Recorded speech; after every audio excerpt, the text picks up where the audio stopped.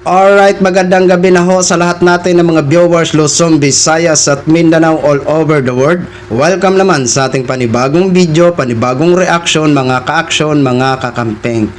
Talagang sanay na ho talaga itong mga Duterte supporters. Sanay na ho sila mambastos.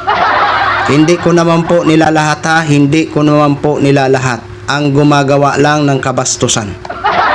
Ito ho mga ka-action, nagkalat ang ilan sa mga pro Duterte ng kabastusan sa harap ng ICC. Alam naman ho natin na araw-araw ho mayroong mga Duterte supporters dyan sa harap ng ICC. Di ba? Kasi may ano na yan sila dyan may Duterte Street. Pati ang ibang bansa inangkin na. Pinangalanan na Duterte Street. Tanong ko lang ho sa inyo mga pro Duterte, hindi ba nagsasawa yung mga pulis diyan ng the Netherlands sa inyo? Kasi araw-araw na ho kayo diyan Eto ho mga ka-action, dito sa video na i-share ko ho sa inyo na kung saan nagpang-abot ho ang pro Duterte at anti Duterte. So alam naman ho natin na nagkaroon ho ng hearing, no, nung siyempre may mga nagprotesta din na mga anti-Duterte sa harapan ng ICC. Eto ho, nagpang-abot ho ang dalawang grupo. Pero grabe naman ho itong mga pro-Duterte. Walang preno ang mga bunganga, Diyos ko po. Eto mga ka-action, mga kakamping ko, panoorin ho muna natin ito. Mugara sila pag inyong panon. Mugara! Helap! Mga bagagnawong, mga bayaran!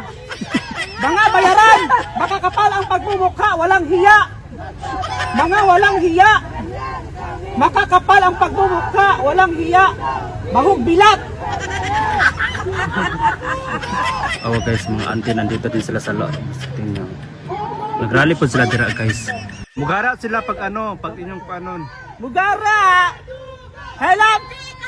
Mga bagagnawong, mga bayaran! Mga bayaran! Makakapal ang pagmumukha, walang hiya! Mga walang hiya! Makakapal ang pagmumukha, walang hiya! Mahugbilat! Guys, mga auntie nandito din sila sa loob. Tingnan. Nagrally po sila dira guys.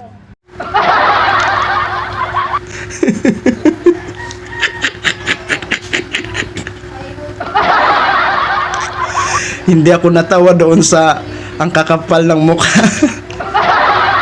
Kasi lagi naman natin naririnig diyan ang mga kahit tayo nagsasabi din ang kakapal ng mukha.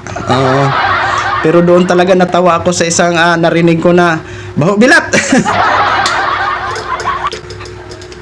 Ay, mga pro Duterte, nasa ibang bansa kayo, mag-behave kayo diyan, oy. Pati ba naman? Sa bagay, hindi rin maintindihan niya ng mga pulis ng Netherlands. Baho-bilat. Ay, grabe talaga itong mga pro Duterte. Talagang sanay-sanay talaga ito sa mga...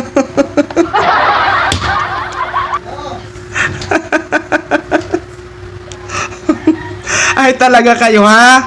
Kayong gumagawa dyan ng mga kabulastugan, nadadamay pa kami na nandito sa Pilipinas. Bakit ko nasabi nadadamay? Pilipino din ho kayo, Di ba? Kunting behave naman. Oo, preno din te. Magsalita ng bahog-bilat. Diyos ko po. Di ba? Pari-pareho naman kayo may freedom dyan.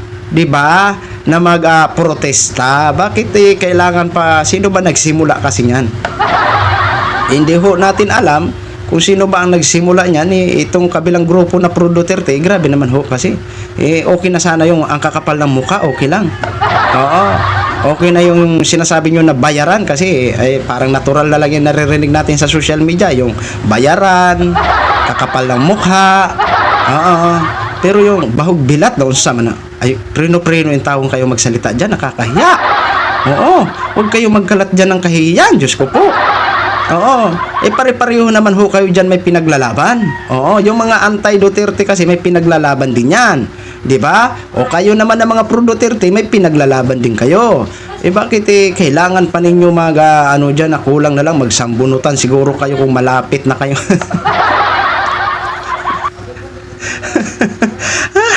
Ay grabe talaga itong mga pasaway ng mga pro Duterte na ito. 'Di ba? Wag nyo naman talagang itodo ang wag nyo naman talaga na masabi ang mga total, sinasabihan tayo mga bastos, edi itodo na natin. I-accept na natin na tayo ay ganito. Yun lang ho mga ka-action, mga kakamping Knog, share ko lang ho sa inyo yan. Maraming salamat po sa lahat natin ng mga viewers Luzon, Visayas at Mindanao all over the world. Ako po ang inyong lingkod, si The Action Man. Good evening everyone.